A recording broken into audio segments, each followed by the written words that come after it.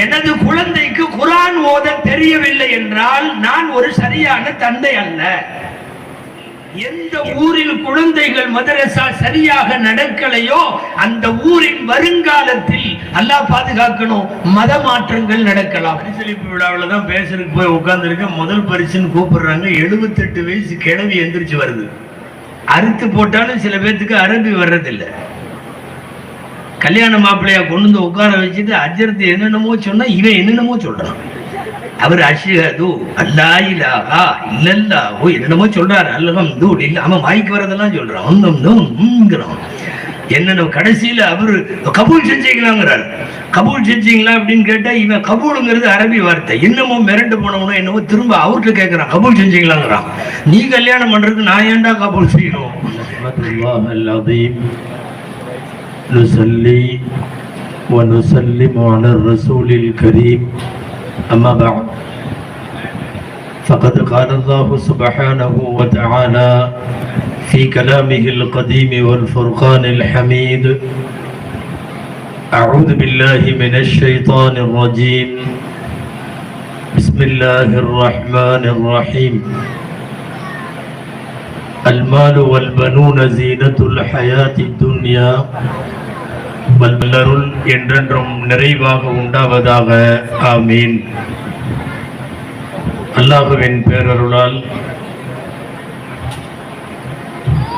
மாலையிலிருந்து சிறப்பாக நடைபெற்று வரக்கூடிய மன்ஹூதா மதரசாவினுடைய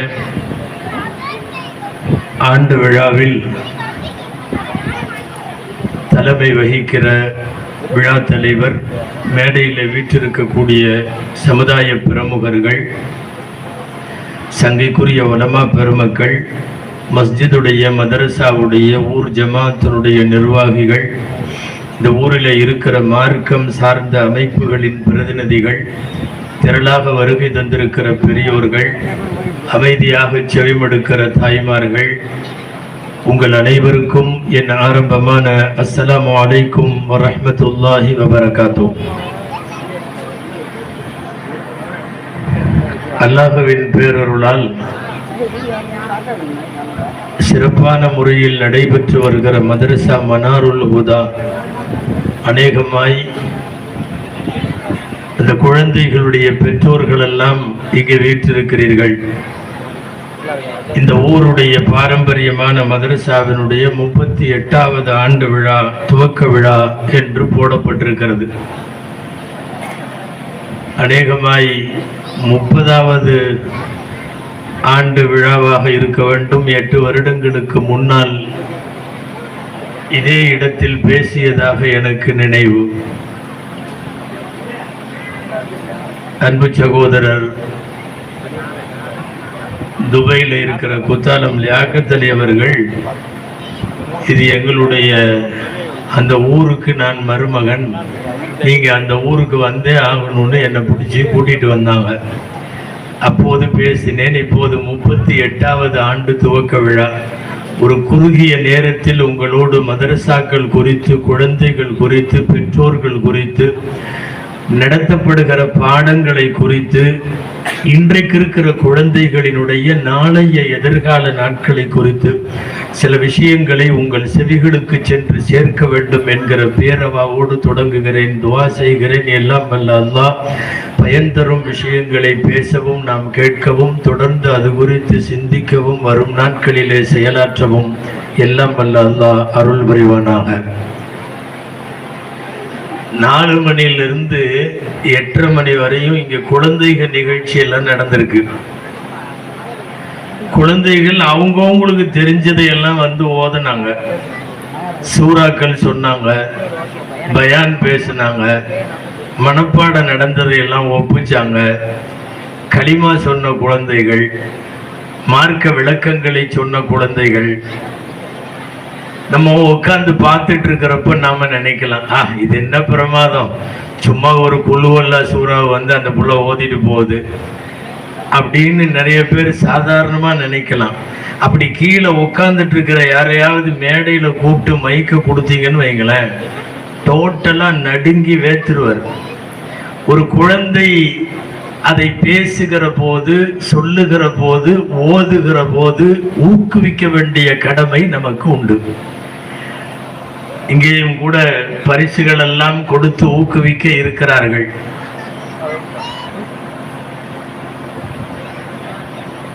குழந்தைகள் என்ன பிரமாதமாக பேசுகிறது என்று நினைப்பவர்களுக்காக ஒரு செய்தி சொல்லுகிறேன். ஊட்டியில ஒரு விழா, இதே மாதிரி விழா நிகழ்ச்சி நடக்கிறது ஊட்டியில, எங்க ஊர் பக்கத்துல. உங்களுக்கு தெரியும், ஊட்டி குளிர் பிரதேசம். அங்க இந்த மாதிரி ஒரு ஆண்டு விழா நடக்குது. யாரையோ வரவேற்புரைன்னு போட்டு விட்டாங்க அந்த ஊருக்கார ஒருத்தர். அவரு கோட்டு சூட்டெல்லாம் போட்டு ஜம்முன்னு வந்து நிக்கிறாரு. அவர் ரொம்ப நேரமா அவர் பேரை கூப்பிடுறதுக்கு முன்னாடி இருந்தே ஒரு மாதிரியா வேத்து பூத்து உட்கார்ந்து இருக்காரு. ஊட்டியில கூப்பிட்டாங்க அவரை பேரை, வரவேற்புரை ஆற்றுவார்கள்னு. மைக்குக்கு முன்னாடி வந்து நின்றா கையை ஆடுது, நோட்டீஸ் எல்லாம் ஆடுது, மைக்கு ஆடுது, மேடையே ஆடுது. ஒன்னும் பெருசா சிறப்புரை எல்லாம் இல்ல, 4 வரி தான் பேச போறாரு. அவர்களே இவர்களேன்னு கூப்பிட்டு வரவேற்று முடிக்கிறது தான் வேலை. அதுக்கு அவருக்கு டோட்டலா நடுங்குது, நோட்டீஸ் எல்லாம் நடுங்கிறது தெரியுது அவர் பேசும்போது. கண்ணியத்திற்குரிய தலைவர் அவர்களே, சிறப்பு விருந்தினர் ஹஜரத் அவர்களே, அப்படி இப்படின்னு தக்கி முக்கி சொல்லி ஊட்டி குளிர்ல வேத்து ஒழுகுதுங்க அவருக்கு. ஒழுதுகிட்டே கடைசியில சொன்னாரு, உங்களை எல்லாம் வருக வருக என வர வர வேக்கிறேன்னு. வரவேற்கிறேன்னு வாயில வராம வர வர வேக்கிறேன்னாரு. உண்மையிலுமே வேத்து ஒழுகுது. நான் சொல்ல வர்றது, சில பெரியவங்க கூட மேடையில நின்று கரெக்டா வந்து 4 வரியை ஒப்பிச்சுட்டு போக முடியாது. அத குழந்தைகளை தயார் பண்ணி, அது சின்ன சூறாவா இருக்கலாம், அது 1 மாசமா ப்ரிப்பேர் ஆயிட்டு இருக்கும் அந்த சூறாவுக்கு. இங்க அஜர்த்து எடுத்து கொடுத்து சொல்லி கொடுத்து, வீட்டுல அவங்க அம்மா சொல்லி கொடுத்து, அதை இது பண்ணி மேடையா நினைச்சு ட்ரெயின் பண்ணி, அதுக்கப்புறம் குழந்தைகள் வந்து சொல்லுகிறது. மதரசாக்களுடைய ஆண்டு விழாக்களில் நிறைய பரிசுகள் கொடுத்து ஊக்குவிக்கணும். காரணம், இன்றைக்கு உலகத்தின் எல்லா கல்விகளிலும் ஈடுபாடு காட்டுகிறார்கள். நான் தவறென்று சொல்லவில்லை, கட்டாயம் அது செய்ய வேண்டும். உயர் கல்வியில், மேன்மை படிப்புகளில், எல்லா துறைகளிலும் நாம் முத்திரை பதிக்க வேண்டும் என்பது உண்மை. ஆனால் உலகத்தில் என்ன பட்ட படிப்புகளை நீங்கள் படித்தாலும், உலகத்தின் எந்த துறையில உயர்ந்து நின்றாலும், கட்டாயம் மார்க்க அறிவும் ஷரியத்து சார்ந்த ஞானமும் ஒரு குழந்தைக்கு கொடுக்கவில்லை என்றால் பெற்றோர்களாகிய நாம் தோற்று போய்விட்டோம் என்று அர்த்தம். நான் கொஞ்சம் நல்ல வார்த்தையில பச்சையா சொல்றதுன்னா, குழந்தைக்கு மார்க்கத்தை தராதவன் தாய் தகப்பனாக இருக்க தகுதி இல்லாதவன் அப்படின்னு அர்த்தம். நீங்க யாரும் கோவிச்சு கூடாது. எனது குழந்தைக்கு குர்ஆன் ஓத தெரியவில்லை என்றால் நான் ஒரு சரியான தந்தை அல்ல. என் பிள்ளைக்கு, அதுவும் பருவ வயதுக்கு வரக்கூடிய பெண் பிள்ளைக்கு குர்ஆன் ஓத தெரியவில்லை என்றால் அவளை பெற்று வளர்த்த தாய் சரியான தாய் அல்ல என்று அதற்கு அர்த்தம். அவர்களை ஊக்குவிக்க வேண்டும். மதரசாவின் படி மிதிக்காமல் வளருகிற குழந்தைகளின் வருங்காலம் சந்தேகத்திற்குரியது. அவர்களுடைய ஒழுக்க நெறிகளும் பண்பாடுகளும் கலாச்சாரங்களும் ஐயத்திற்குரியது. அதனால் தான் மதரசாக்கள் வேண்டும். இந்தியாவினுடைய புகழ்பெற்ற மார்க்க அறிஞர் அபுல் ஹசன் அலி நத்வி ரஹ்மத்துல்லாஹி அலைஹி வஃபாத்தாகி விட்டார்கள். இந்தியாவிலே இருந்து கொண்டு அரபுலகத்திற்கு, மக்கா மதீனாவிற்கு பாடத்திற்கு கிதாபுகளை அரபியில எழுதி கொடுத்தவர்கள். ரிஜாலுல் ஃபிக்ரி வத் தஅவா என்று சொல்லி உலகத்தின் பிரபலமான நூல் அவர்கள் எழுதிய நூல். அதில் எழுதுகிறார்கள், எந்த ஊரில் குழந்தைகள் மதரசா சரியாக நடக்கலையோ அந்த ஊரின் வருங்காலத்தில், அல்லாஹ் பாதுகாக்கணும், மத மாற்றங்கள் நடக்கலாம். நஊது பில்லாஹ்.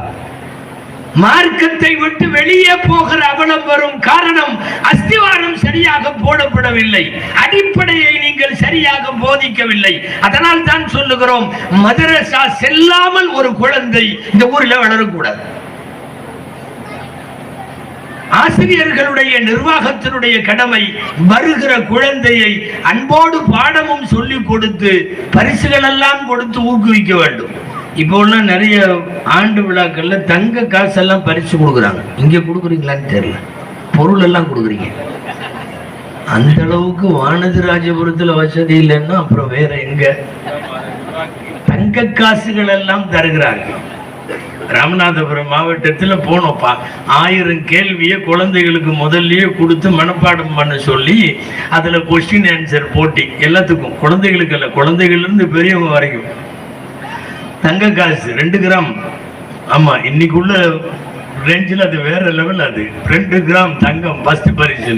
பரிசளிப்பு விழாவில் தான் பேசுறதுக்கு போய் உட்கார்ந்துருக்க. முதல் பரிசுன்னு கூப்பிடுறாங்க. 78 வயசு கிழவி எந்திரிச்சு வருது. ஆமாங்க, நீங்க தங்க காசுன்னு அறிவிச்சா மக்தப் மதரசாவுக்கு பாட்டியெல்லாம் உத வந்துடும். குழந்தைகள் மட்டும் இல்ல, தங்கம் தருகிறேன், பட்டு தருகிறேன், பெண்கள் சமுதாயம் அலைகடல் என திரளும். இந்த 2ல மட்டும்தான். இந்த 2ஐயும் வேண்டாம் என்று சொல்லுகிற பெண்கள் ஆல்மோஸ்ட் உலகத்துல ஹவ்வா அம்மாவிலிருந்து இன்னைக்கு வரைக்கும் பிறக்கல.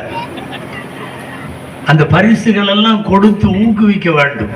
வருங்காலங்களில் செய்யுங்கள். சிறப்பாக ஓதக்கூடிய, கிராத் ஓதுகிற, மனப்பாடம் செய்கிற மாணவிகளுக்கு இயன்றவரை முயற்சி செய்து பெரும் பெரும் பரிசுகளை தாருங்கள்.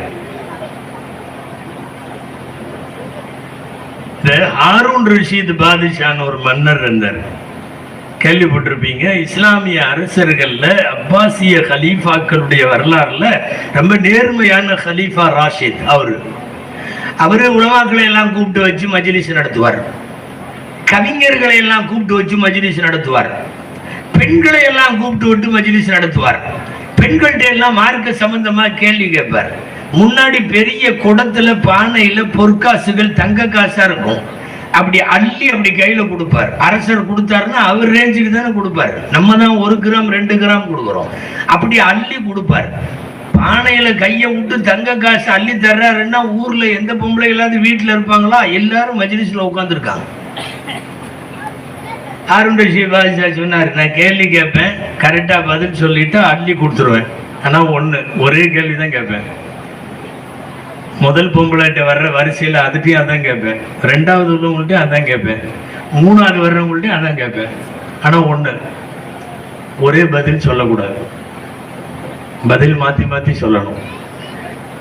சரி, என்னமோ குழப்பறாரு, நமக்கு தேவை காசு தாண்டி, பாத்திரலாம் சொல்லு அப்படின்னு ரொம்ப சிம்பிளா கேள்வி தொடங்கினார் பாருங்க. ஒரு நாளைக்கு ஃபர்து தொழுகை எத்தனை ரக்காத்துகள் அப்படின்னாரு. ஆஹா, ஈஸியான கொஸ்டின். ஃபஜ்ர் 2, லொஹர் 4, அஸ்ர் 4, அப்புறம் மக்ரிப் 3, இஷா 4. எவ்வளவு வச்சுங்க? 17. ஆஹா, அருமையானது. இந்த முதல் கிழவி எந்திரிச்சிருச்சு, தங்க காசு நமக்கு தான். நேரம் முன்னாடி வந்து 17 அப்படி அள்ளி அப்படியே கொடுத்துட்டாரு. இப்ப பிரச்சனை இந்த அம்மாக்கு இல்ல, அடுத்த அம்மாக்கு. கேள்வி அதே கேள்வி. ஒரு நாளைக்கு ஃபர்து தொழுகைகள் எத்தனை ரக்காத்து? இந்த 2வது அம்மா கொஞ்ச நேரம் மன்னரையும் பார்க்குது, குடத்தையும் பார்க்குது.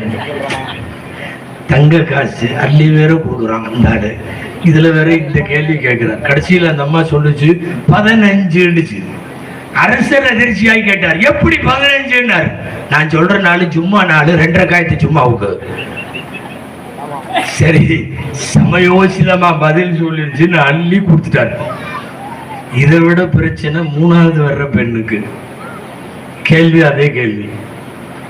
ஒரு நாளைக்கு ஃபர்து தொழுகைகள் எத்தனை ரக்காத்து?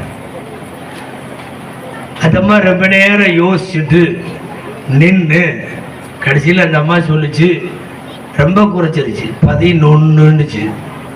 ஃபர்து தொழுகையா? ஆமா. ஒரு நாளைக்கா? ஆமா. எப்படி 11? நான் சொல்றது பிரயாணத்துல அந்த பொம்பளை போச்சுன்னு சொன்னா, பிரயாணத்துல பூரா 4 ரக்காத்து பூரா 2 ரக்காத்து ஆயிரும். நான் சொல்றது அந்த மாதிரி ஒரு நாளைக்கு ஃபர்து தொழுகை ஃபஜ்ர் 2, லொஹர் 2, அஸ்ர் 2, மக்ரிப் 3, இஷா 2, மொத்தம் 11. திரும்பவும் அள்ளி கொடுத்த. அதாவது மஜாலிசு ஹாரூன் ரஷீத், ஹாரூன் ரஷீதுடைய மஜ்லிஸ்கள்னு ஒரு கிதாப். அவர்கள் நடத்திய மஜ்லிஸ்களை பற்றி, அதிலே பெண்கள் மஜ்லிஸிலே கேட்கப்பட்ட கேள்விகள், பதில்கள், கவிஞர்கள்ட்ட அவங்க கேட்ட கவிதைகள், அவங்க படிச்ச கவிதைகள், அதுக்கு அவர் கொடுத்த பொற்காசுகள், இதை பற்றி எல்லாம் பதிவிலே பார்க்கிறோம். நான் சொல்ல வருவது, நல்ல பரிசுகள் கொடுத்து ஊக்குவிக்க வேண்டிய கடமை நமக்கு உண்டு. ஒரு சின்ன குழந்தை சின்ன சூறாவை ஓதனாலும் பரிசு கொடுக்க வேண்டும், பாராட்ட வேண்டும், கை கொடுக்க வேண்டும், நெற்றியில முத்தமிட வேண்டும், அந்த குழந்தையை ஊக்குவிக்க வேண்டும். இன்றைக்கும் கூட எத்தனையோ பெரியவர்களுக்கு பசுமையான நினைவுகளா இருப்பது என்ன தெரியுமா? எங்க ஊர் மீலாது விழாவில் பேச்சு போட்டியில் நான் 2வது பரிசு வாங்கினேன் அப்படிங்கிறது பெருசு. எங்களை போன்ற இன்றைக்கு மேடையில உங்களுக்கு முன்னாலே பேசிக் கொண்டிருப்பவர்கள் எல்லாம் ஒரு காலத்தில் மீளாது விழாக்களின் மேடையில் சோப்பு டப்பா பரிசு கொடுப்பாங்க. அந்த காலத்துல நாங்கள் வாங்கியவர்கள் தான் இன்றைக்கு உங்களுக்கு முன்னாலே பேசிக் கொண்டிருக்கிறோம். அந்த ஊக்குவிப்பு மதரசாவிலே குழந்தைகளுக்கு இன்றைக்கு தேவை. பரிசுகள் கொடுத்து ஊக்குவிக்க வேண்டும். சின்ன சூறாவா பெரிய சூறாவாங்க இல்ல, சில குழந்தைங்க அது அது அப்படியே மிரட்சியோட மேடைக்கு வரும், வந்து மனப்பாடம் பண்ணதை ஒப்பிச்சுட்டு போற அழகு தனி. நல்லா சொல்றதுன்னா நம்ம ஆளுக யாரையாவது விட்டு சின்ன சூறா தான் 2 வரி தான் இருக்குது, குலியா ஐயுவல் காபிருன்னு ஓத விட்டு பாருங்களேன், முடியவே முடியாது சூறா. அவரும் ஓதிக்கிட்டே இருப்பாரு, ரவுண்ட் அடிச்சுக்கிட்டே இருப்பாரு. குலியா ஐயுவல் காபிருன் லாபுது ஆபு தாபு ஆபுது தாபு தாபுது நம்ம அவட்டே இருப்பாரு, முடியாது. சில பேர்லாம் குலியா ஐயுவல் காபிருன் வாழ்க்கை பூரா தொழுகையில ஓதுறதே இல்லை. ஏன்னா எதுக்கு ஓதிட்டு அது ரொம்ப நேரம் அதுக்குள்ளேயே சுத்திட்டு இருக்கணும். வா வழக்கமா குழுவெல்லாம் வாது, இந்த குழுவெல்லாம் ஓதி ஓதி ஓதி ஓதி சில பேர் ரெக்கார்டு குழுவெல்லாம் மட்டும்தான். முதல் ரெக்கார்டுல என்ன ஓதனி? குழுவெல்லாம். 2வது ரெக்கார்டு அதுவும் குழுவெல்லாம். ஆமா, ஹஜ்ஜுக்கும் போயிட்டு வந்துருவார் ஆஜியார். ஆஜியார் ஹஜ்ஜுக்கெல்லாம் போயிட்டு வந்தீங்க, அங்கேயும் குழுவெல்லாம் தான். குலியாயுவல் காபிருன்னு ஓத விட்டு பாருங்க தெரியும். நகைச்சுவையாய் உலமாக்கள் சொல்வது உண்டு, எங்கேயோ அஜித் பேசுவாம் எங்கேயோ வெளியே போயிட்டார் போல் இருக்கு மகரிப் தொழுகையில. முன்னாள் முத்துவள்ளி ஒருத்தரை விட்டுட்டாங்க, நீங்க போய் தொழு வைங்கன்னு முன் சப்புல இருந்தப்ப தள்ளி விட்டாங்க. அவரு முன்னாடி போய் நின்று ஏதாவது ஓத வேண்டியதானே, குல்யாயுல் காஃபிர்னு எடுத்துட்டாரு. அது முடியவே மாட்டேங்குது. இவரும் பின்னாடி ஜமாத்து நிக்குது, குல்யாயுல் காஃபிரும் ஆபதுமா தாபு தாபு தாபுதுனமா ஆபது தாபு ஓதிட்டே இருக்கிறார். 15 நிமிஷமா தொழுக முடியல. இப்ப இருக்கிற கரண்ட் முத்துவள்ளி லேட்டா தொழுகைக்கு வந்திருக்காரு. நீங்க யாரு இங்க இருக்கிற முத்துவள்ளிக்கெல்லாம் கோவிச்சு கூடாது. அவர் வந்தவர் பார்த்தாரு, இந்த ஆளை எவன் முன்னாடி விட்டான்னு தெரியலையே, அப்படி தொழுக விட்டதே பெரிய தப்பு, இதுல வேற இந்த ஆள் இமாமத்து செய்யறது தப்பு, இதுல குல்யாயுல் காஃபிருன்னு வேற எடுத்துட்டு நிக்கிறாரு, அது ஒரு தப்பு, எப்ப முடியும்னு தெரியல. அவரு தக்பீர் கட்டாமையே கொஞ்ச நேரம் பார்த்தாரு, அவரு ஆபுது தாபுதுன்ட்டே இருக்கிறாரு, முடிய மாட்டேங்குது. அப்புறம் கடைசியில இவர் தொழுகைக்கு போறதுக்கு முன்னாடி ஒரு சத்தம் போடலான்னு முடிவு பண்ணி, லக்கும் தீனுக்கும் வலியதீன்னு சொல்லி துளையா அல்லாஹ் அக்பர் அப்படின்னு அவரு லக்கும் தீனுக்கும் வலியதீனோட போயிருச்சு.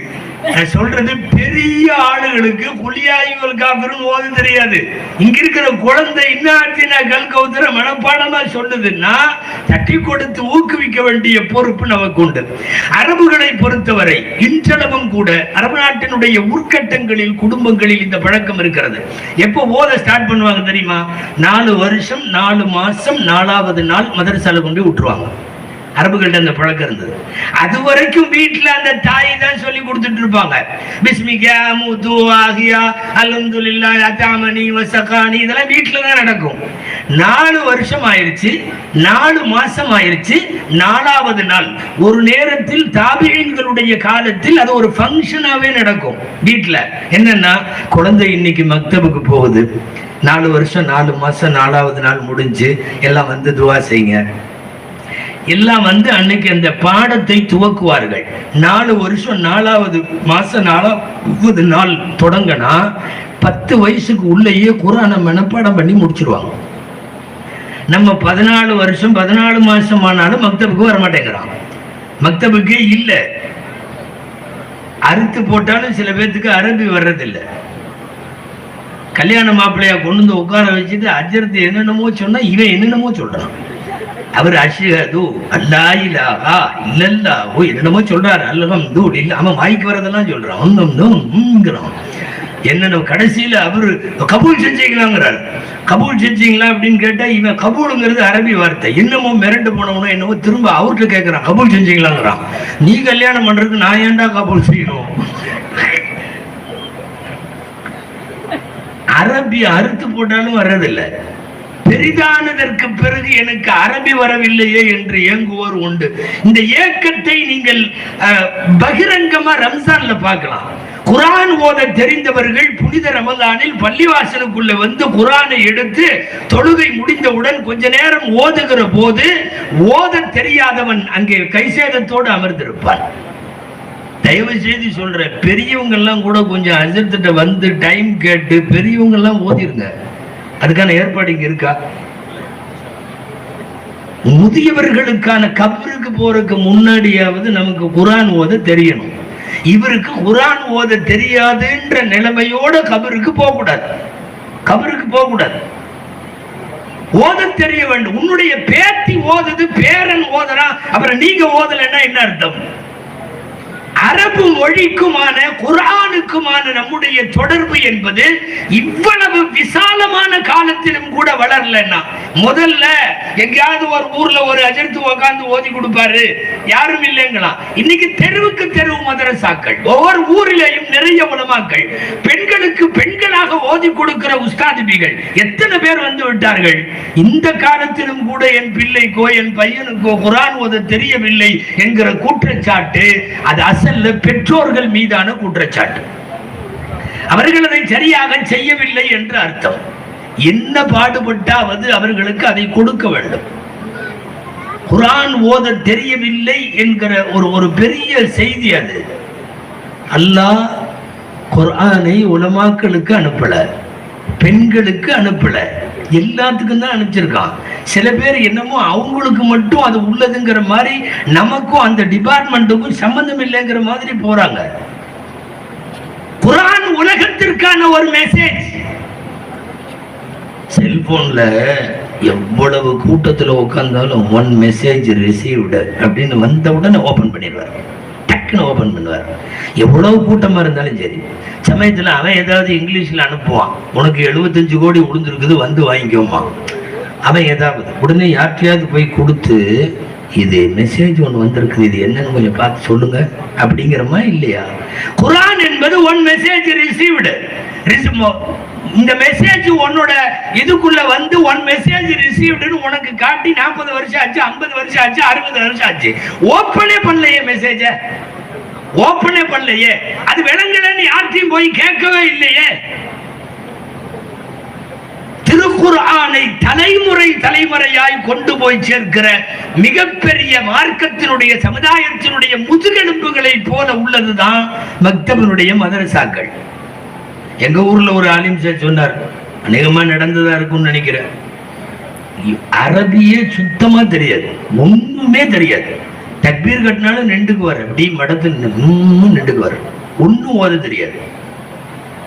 வீடு கட்டியிருக்காரு போல தெரியுது. வீடு கட்டினவரு மெதுவா வந்து கேட்டிருக்காரு, வீட்டுல முன்னாடி கல்வெட்டுல பதிச்சு அரபி எடுத்து வைப்பாங்கல்ல, நல்லபடியா ஒண்ணு எழுதி கொடுங்கன்னு கேட்டிருக்காரு. இன்ஷா அல்லாஹ் எழுதி தர்றேன்னு அஜித் சொல்லி அவர் ஏதோ பிஸி ஆயிட்டாரு, எழுதி கொடுக்கவே இல்லை. வீட்டுக்கு முன்னாடி எழுதுறாங்கல்ல, மாஷா அல்லா அப்படின்னு போடுவாங்க, தபாரக் அல்லா அப்படின்னு போடுவாங்க, வேற ஏதாவது ஆயத்து எழுதுவாங்க, இல்லாட்டி பேர் போட்டு பாத்திமா மன்சில் அப்படின்னு எல்லாம் போடுவாங்க. அந்த மாதிரி ஒரு நல்ல ஆயத்தா பார்த்து துவாவா பார்த்து எழுதி கொடுங்கன்னு அஜித் கேட்டா அஜித் பிஸி ஆயிட்டாரு. அப்புறம் கடைசியில இவரு எழுதி கொடுக்கல. கொஞ்ச நாள் கழிச்சு வந்து அவரு வீடு திறப்பு விழா, ஓப்பனிங், கிரகப்பிரவேசம், நீங்க மத்தியானம் சாப்பாட்டுக்கு வரணும், துவா செய்யணும், வாங்கன்னு கூப்பிட்டாரு. ஆமா, நான் உங்களுக்கு அது எழுதி தரவே இல்லையே. அதெல்லாம் நான் வாங்கிட்டேன், அருமையா வாங்கி இஜ்திமாவுக்கு போனேன், அங்க எல்லாம் நிறைய வித்துட்டு இருந்தாங்க, அருமையா ஒண்ணு வாங்கிட்டு வந்து அழகா நீங்க வந்து பாருங்க வீட்டுல அப்படின்னு சொல்லிட்டாரு. லொவ்வொரு தொழுதுட்டு அஜர்த்து, முத்தவள்ளி தலைவர், நாட்டாம, செக்ரட்டரி எல்லாம் போனா பார்த்து அஜர்த்து அதிர்ச்சியாகி நின்றுட்டாரு. அழகா கலர் ஸ்டிக்கர்ல ஜிகு ஜிகு ஜிகுன்னு அரபி எழுத்து அழகா ஒட்டிருக்கு. அவர் எங்கேயோ இஸ்திமா போன இடத்துல பெருசா வித்துருக்கான்னு வாங்கிட்டு வந்துட்டார். அசன்ட் அப்படியே அதை பார்த்துக்கிட்டே நிக்கிறாரு. அடுத்து உள்ள போக மாட்டேங்கிறார். என்னன்னா அதுல எழுதியிருக்கு, அல்லாஹும்ம இன்னி அஊது பிக்க மினல் குபுஸி வல் கபாயிதி. எங்க டாய்லெட்டுக்கு போற துவாவை வாங்கிட்டு வந்திருக்கான். துவாவை கொண்டு வந்து இங்கேயும் ஒட்டி விட்டுட்டான். என்ன வார்த்தை இது, என்ன அரபி இது? அரபி தெரியல, வாசிக்க தெரியல, இது எதுக்கான துவான்னு தெரியல. அங்க ஸ்டிக்கர் விற்கிறவங்க டாய்லெட்டுக்கும் விற்பாங்க, பள்ளிவாசலுக்குள் நுழையும் போது, வீட்டுக்குள் நுழையும் போது, பால் குடிக்கும் போது எல்லா துவாவும் தான் இருக்கும். வாங்கிட்டு வந்து போட்டா அஜர்த்து நுழையாம நிக்கிறதுக்கு என்ன காரணம் தெரியுமா? இதை ஓதிட்டு உள்ள போனா அது வீடு இல்லை. உண்மை தானே? சொல்லிட்டு ஒருத்தர் உள்ள போறாருன்னா எங்க அதை ஓதிட்டு உள்ள போவாரு? அல்லாஹ் அக்பர். நான் சொன்ன மாதிரி அறுத்து போட்டாலும் அரபி வராதுன்னு சொன்னேன். நிறைய பேத்துக்கு அது உண்டு. கபருக்கு போற வரையும் அரபி தெரியவில்லை. அரபு மொழி தெரியாத காரணத்தால் மார்க்கம் சார்ந்த விஷயங்களில் நாம் படுகிற அவமானம் கொஞ்சம் நெஞ்சமல்ல. நான் சொல்ல வர்ற விஷயத்துக்கு வர்றேன். அன்பிற்குரியவர்களே, இங்கே அரபு மொழி மட்டுமல்ல, ஒழுக்கம் சார்ந்த பண்பாடுகள், கலாச்சாரங்கள், இஸ்லாமிய விழுமியங்கள், இதையெல்லாம் மதரசாக்களில் தான் சொல்லி தரப்படும், தர முடியும். யாரும் வந்து இந்த ஸ்கூல் காலேஜ் சார்ந்தவங்க கோவிச்சுக்க வேண்டாம். ஒரு பொதுவான குற்றச்சாட்டு உண்டு. என்ன தெரியுமா? இன்னைக்கு சூழ்நிலையில கல்வி கூடங்கள் ஒழுக்கத்தை தருவதில்லை. மீண்டும் மீண்டும் மார்க் மார்க் மார்க், 100க்கு 100 100க்கு 100. எங்க ஸ்கூல் சென்டம், நாங்க இதுவரை யாரும் ஃபைல் ஆகல. மார்க்கெட் மார்க்கெட் அவனை போட்டு history, commerce, economics, accountancy, botany, biology அவனை போட்டு வறுத்து எடுக்கிறமே ஒழிய அவன் தலைமுடி ஏன் இப்படி வச்சிருக்கான், அவன் ஏன் ட்ரெஸ் இப்படி போட்டிருக்கான், அவன் ஏன் இந்த மாதிரி நடந்துக்கிறான், அவனுடைய தனி ஒழுக்கங்களில் நம்முடைய மார்க்கம் சார்ந்த, மரபு சார்ந்த, மண் சார்ந்த, பரம்பரை சார்ந்த, நம் குடும்பங்களில் சார்ந்த அந்த ஒழுக்கங்களை எல்லாம் அவன் பின்பற்றுகிறானா அல்லது ஒழுங்கீனத்தின் உச்சத்திற்கு போய்கிறானா என்பதை குறித்து அக்கறைப்படும் இடத்தில் இன்றைக்கு கல்வி கூடங்கள் இல்லை. இது பொதுவான குற்றச்சாட்டு. அது ஸ்கூல் நான் நடத்தினாலும் அதுதான், நீங்க நடத்தினாலும் அதுதான். இன்னைக்கு நாங்கள் மதிப்பெண்களை நோக்கி நகர்கிறோம்.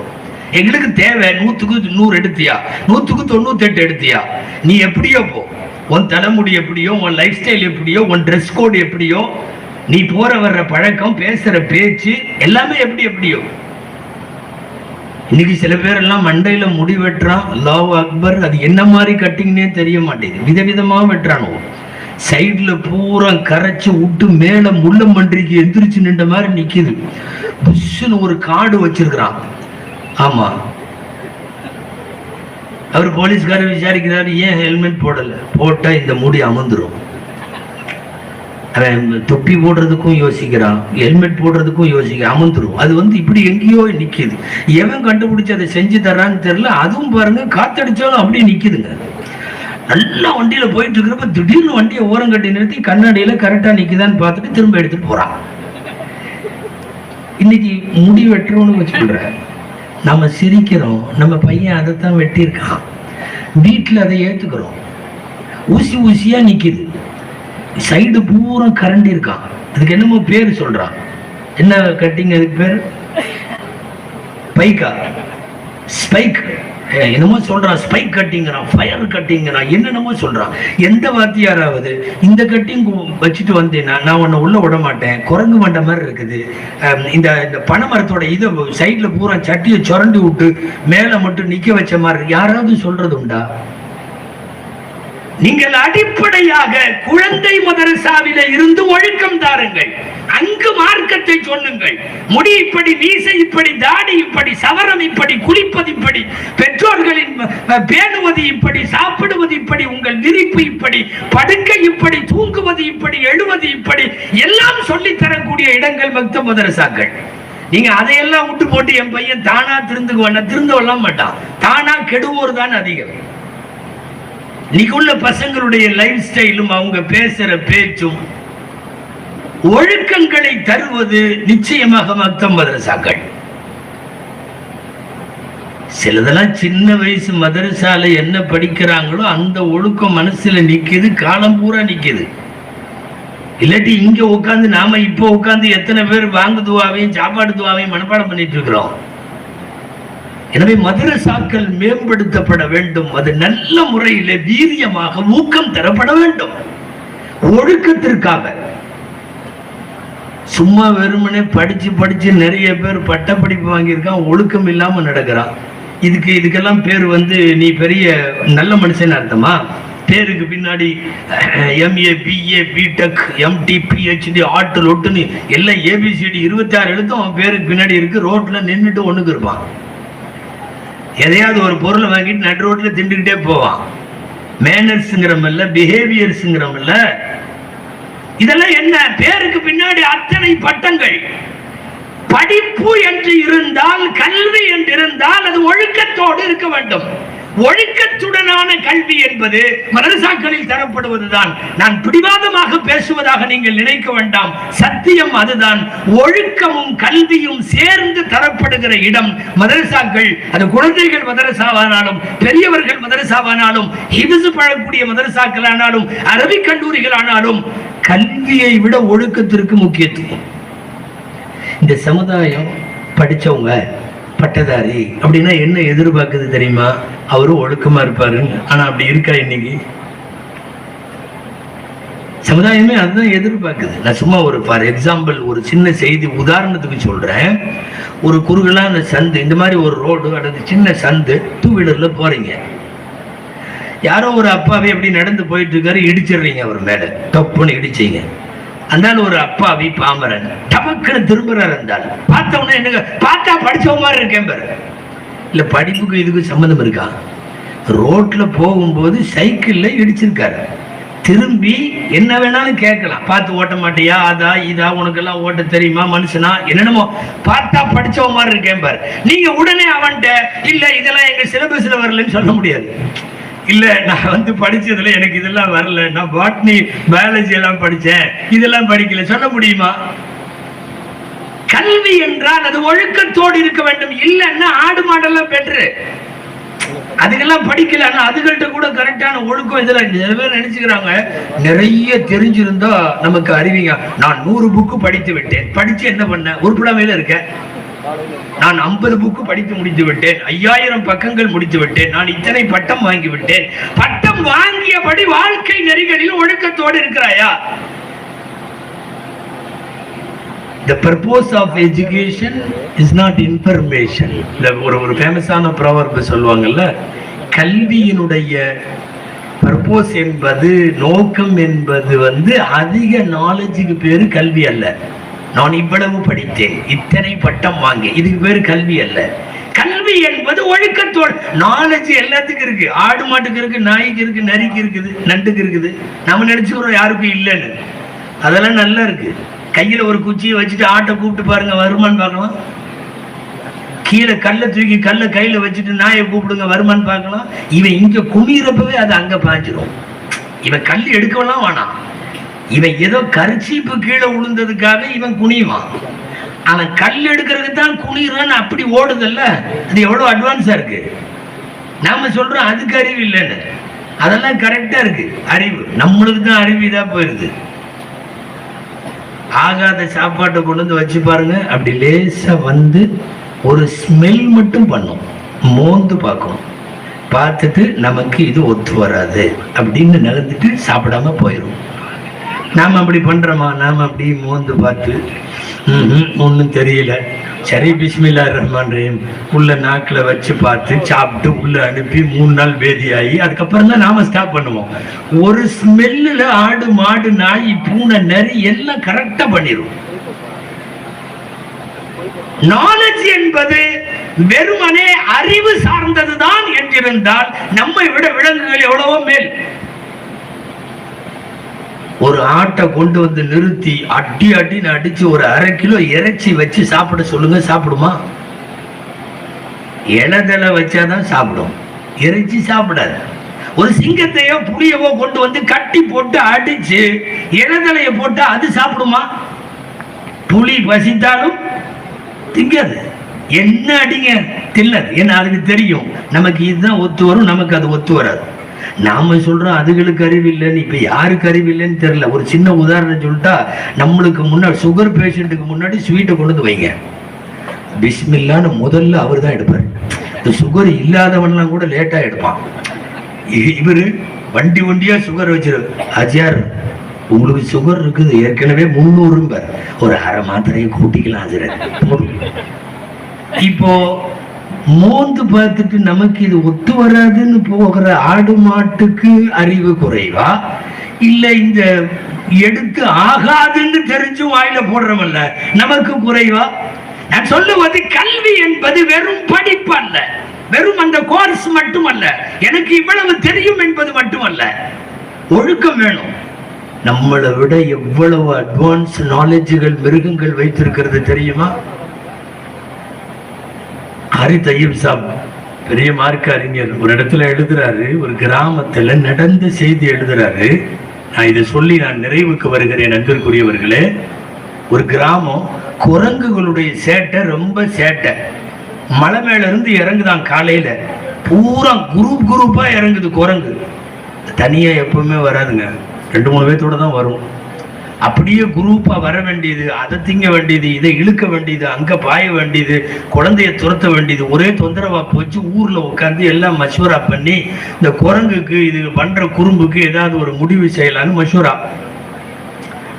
கடைசியில முடிவாச்சு என்னன்னா, விஷத்தை கலந்து ரொட்டியை சுட்டு வச்சிருவோம், சாப்பிட்டா எல்லா குரங்கும் ஒரே நாள்ல மூத்தா போயிரும், அவ்வளவுதான், நிம்மதியா இருக்கலான்னு மஷூரால முடிவு பண்ணிட்டாங்க. யாரு கொடுத்த மஷூராவோ, தப்பான மஷூரா. சரி, விஷத்தை கலந்து ரொட்டியை சுடலான்ட்டு எல்லாம் சுட்டு வச்சுட்டு காலையில ஒரு 10 மணிக்கு எல்லா இடத்துலயும் ரொட்டி, அந்த திட்டுல ரொட்டி, அங்க ரொட்டி, திண்ணையில ரொட்டி, கம்பத்துல ரொட்டி, எல்லா இடத்துலயும் ரொட்டியை வச்சு விட்டு வரட்டும், இன்னைக்கு சாப்பிடட்டும், முடிஞ்சது எல்லாம் இன்னால் இல்லாயி அப்படின்ட்டு உட்காந்துருந்தா அதுங்க குரூப்பா இறங்குச்சு. எப்பவுமே ஜமாத்தா தான் இறங்கும்.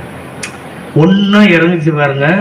இறங்கின உடனே பாக்குது என்னமோ சம்திங் ராங், கேட்டா கூட தரமாட்டானுங்க. இன்னைக்கு திரும்பன பக்கமெல்லாம் ரொட்டியா இருக்குது, திண்ணையில வச்சிருக்கான், கம்பத்துல வச்சிருக்கான், எல்லா இடத்துலயும் வச்சிருக்கான்னா இவன் சும்மா வைக்க மாட்டான். இதெல்லாம் அதுக்கு தெரியுது. நாம நினைச்சுக்கிறோம் அதுக்கு அறிவு இல்லைன்னு. தெரிஞ்சுட்டு அதுகள்ட்ட அந்த கட்டுப்பாடெல்லாம் இருக்கு. அந்த தலைமை குரங்குக்கு கட்டுப்படும். இந்த தலைமைக்கு அதை நம்மள்ட்ட தான் இல்லையே ஒழிய அதுகள்ட்ட எல்லாம் கரெக்டா இருக்கும். அதுக என்ன படிச்சு தெரியுமா? இந்த தலைமை குரங்கு சொல்லுச்சு தொடாத, எடுத்து மோந்து பார்த்துச்சு. மோந்து மட்டும்தான், சாப்பிட்டு பார்க்கல. மோந்து பார்த்துட்டு அப்படியே கீழே வச்சுட்டு இருக்கிறவங்களை எல்லாத்தையும் சொல்லுச்சு, எல்லா குரங்கிட்ட யாரும் தொட்டி சாப்பிடாதேன்னு. வெறும் எல்லாத்தையும் கூட்டிட்டு வாங்க போலான்னு திரும்ப மலைக்கு போச்சு. நீங்க இங்க கவனிக்கணும். நேர மலையில போய் ஏராளமான மரங்களுக்கு இடையில் ஒரு மரத்துல கரெக்டா பர்டிகுலரா போய் எல்லா குரங்கும் நின்று அந்த மரத்தோட இலைய புடுங்கி, நடந்த செய்தி இது, விளையாட்டல்ல, பூரா இலையும் ஆளுக்கு ஒரு குரங்கு சாப்பிட்டு முடிச்சிட்டு வந்து ரொட்டியும் சாப்பிட்டுருச்சு. விஷத்தை முறிக்கிற இலை அதை சாப்பிட்டு விட்டு ரொட்டியை சாப்பிட்டால் விஷத்தை முறித்து விடும் என்பது குரங்குக்கு தெரிவது இன்னமும் மனித குலத்துக்கு தெரியல. எந்த இலைன்னு தெரியல. அது சாப்பிட்டு முடிச்சுட்டு வந்து குரங்கையும் சாப்பிட்டுருச்சு. இங்க ஊர்ல உள்ள பூரா எல்லாம் சாப்பிட்டு முடிச்சதுனால அநேகமா எல்லாம் மூத்தா போச்சுன்னு நினைச்சான். ஒரு குரங்கு கூட மூத்தாகல. ஊர்ல 2 ஆட்சியார் தான் போயிட்டாரு. என்ன இல்லை, ஒண்ணும் போகல. அதற்கு தெரிந்திருக்கிறது. அதனுடைய அறிவு அல்லாஹ் வழங்கிய, அதற்கு நாம சொல்றோம் அதுக்கெல்லாம் 5 அறிவு, எங்களுக்கு 6 அறிவு, நாங்கள் அப்படி, நாங்கள் இப்படி, படைப்பினங்களிலேயே நாங்கள் சிறந்த படைப்பு. அதுக்கு தெரிஞ்சதெல்லாம் உனக்கு தெரியல. எனவே நான் சுருக்கமாய் சொல்ல வருவது, கல்வி என்பது வெறும் நாலேஜ் அல்ல, வெறும் தகவல் அல்ல, வெறும் பட்டம் அல்ல, வெறும் இத்தனை புத்தகம் படித்தேன் என்பதல்ல. அதையெல்லாம் தாண்டி படித்த படிப்பின்படி, கற்றுக் கொடுத்ததன்படி, நீ கேள்விப்பட்டதன்படி, உன்னுடைய மண்ணில், மரபில், ஷரியத்தில், இஸ்லாத்தில், நீ சார்ந்திருக்கிற குடும்பத்தில் உனக்கென்று இருக்கிற பாரம்பரியத்தின்படி ஒழுக்க மேம்பாடோடு நீ நடந்தால் நீ கல்வியாளர். நீ இல்லைன்னா ஏறத்தாழ மிருகங்கள் பரவாயில்லை என்கிற முடிவுக்கு வர வேண்டும்.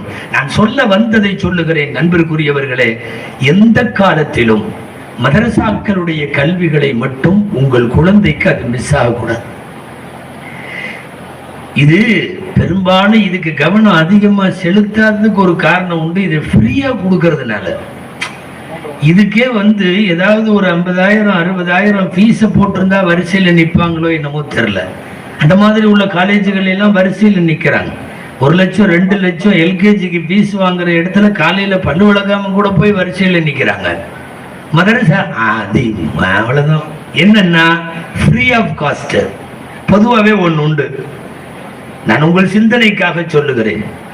அவசியமானவைகளை எல்லாம் அல்லாஹ் ஃப்ரீயா தான் கொடுத்துருக்கான். காத்து, தண்ணி, நெருப்பு, சூரிய வெளிச்சம் எல்லாம் ஃப்ரீ. காரணம் என்ன தெரியுமா? இது இல்லாம வாழ முடியாது.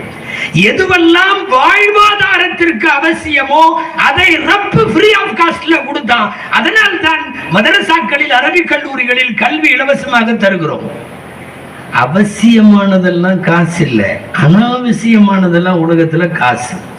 தங்கம் இல்லாமையும் வாழலாம், ஆனா விலை ஜாஸ்தி. காரு இல்லாம வாழலாம், விலை ஜாஸ்தி. பயங்கரமான பங்களா இல்லாமையும் வாழலாம், ஆனா விலை ஜாஸ்தி. அனாவசியங்கள் இந்த உலகத்தில் விலை அதிகம், அவசியங்கள் ஃப்ரீ. மக்தபு மதரசாக்கள் ஃப்ரீயாக தரப்படுகிறது. வேறு கல்விகள் காசு வாங்கி, நிறைய காசு வாங்கி தரப்படுகிறது. எது அவசியம், எது அனாவசியம் என்கிற முடிவுக்கு நீங்கள் வர வேண்டும். ஒழுக்கத்தை சேர்த்து தரக்கூடிய கல்வி கூடமாக இருப்பது மதரசா. நீங்கள் எந்த காலத்தில் எங்கு இருந்தாலும் ஏதேனும் ஒரு மதரசாவின் தொடர்பிலே இருங்கள். அந்த மதரசாவுக்கு உங்கள் உதவியை செய்பவர்களாக இருங்கள். உங்கள் வீட்டு பிள்ளைகள் அந்த மதரசாவின் படியை மிதிக்க பார்த்து கொள்ளுங்கள். ஊர்ல ஒரு குழந்தை கூட மதரசாவுக்கு போகாத குழந்தை இருக்கக்கூடாது. நான் இங்கே இதை சொல்லி நிறைவு செய்கிறேன். நான் ஒரு பணக்காரன், அஜர்த்தி யாராவது ஒருத்தரை பிடிச்சி எங்க வீட்டுக்கு வர சொல்லி நான் அவருக்கு மாசம் 500 1000 கொடுத்தா என் பிள்ளை என் வீட்லயே உட்கார்ந்து ஓதுன்னு சில பேர் நினைக்கலாம். தவறு சகோதரர்களே. மதரசாவிற்கு சென்று ஓத வேண்டும், மதரசாவுக்கு போகணும். பள்ளிவாசலுக்கு போகிற பழக்கம் வரும், சலாம் சொல்லுகிற பழக்கம் வரும், முசாபா செய்கிற பழக்கம் வரும், பெரியவர்களை பார்க்கிற பழக்கம் வரும், அவர்களுக்கு செய்ய வேண்டிய மரியாதை வரும். ஜமாத்தோடு ஒரு நேரமோ 2 நேரமோ மதரசாவுக்கு வருகிற போது தொழுகை கிடைக்கும். அந்த சஃபிலே நிற்கிற போது பள்ளிவாசலின் அனுசரணையும் முகவரியும் கிடைக்கும். இதுவெல்லாம் உங்கள் வீட்டின் அறையில் ஏனோ தானோ என்று ஓதுகிற போது கிடைக்காது. நாங்கள் அதனால் தான் அதை வலியுறுத்துகிறோம். நாங்க வீட்டிலேயே ஓதுறோம்னு சொல்லக்கூடியவர்களிடத்திலே கூட நாங்கள் சொல்லுகிறோம், மதரசாவுக்கு செல்லுங்கள். மதரசா ஒழுக்க மாண்புகளை போதிக்கிற இடம். துவா செய்வோம். இன்றைக்கு இந்த மதரசாவிலே ஓதிய, இந்த விழாவிலே பங்கேற்று தங்கள் சொல்லிக் கொடுத்ததை எல்லாம் இந்த மேடையிலே ஒப்பித்த இந்த எல்லா குழந்தைகளினுடைய வருங்கால வாழ்க்கையை அல்லாஹ் மார்க்க நெறிகளோடு கூடிய வாழ்க்கையாக ஆக்கி தருவானாக. வாழும் காலமெல்லாம் அந்த குழந்தைகள் அவர்களின் பெற்றோருக்கும் அவர்களின் ஆசிரியர்களுக்கும் ஊர் ஜமாத்திற்கும் இவர்கள் எல்லாருக்கும் நல்ல பெயரை பெற்று தருகிற சான்றோர் பிள்ளைகளாய் அல்லாஹ் அவர்களை ஆக்கி அருள் புரிவானாக. இறக்கும் வரை ஈமானோடு இஸ்லாத்தோடு இணைந்து வாழும் நல்ல தௌஃபீகை அல்லாஹ் நம் அனைவருக்கும் நசீபாக்குவானாக. ஜஸாக்குமுல்லாஹு கைரல் ஜஸா வ ஆகிர் தஅவானா அல்ஹம்துலில்லாஹி ரப்பில் ஆலமீன். அஸ்ஸலாமு அலைக்கும் வ ரஹ்மத்துல்லாஹி வ பரகாத்துஹு.